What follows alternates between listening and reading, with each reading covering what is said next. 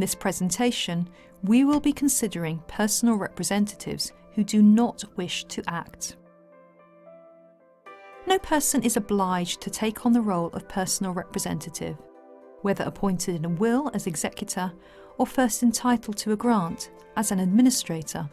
Let's have a look at the ways in which a personal representative can excuse him or herself from the role. Renunciation. The first means by which a personal representative can decline to act is by way of renunciation.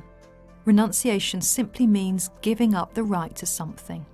Personal representatives might decline to act for many reasons, either personal or in relation to the estate. Renunciation is available to both executors and administrators. A renunciation must be made in writing, and the renouncing personal representative's signature must be witnessed. A person who renounces is not allowed to recommence his role at a later date.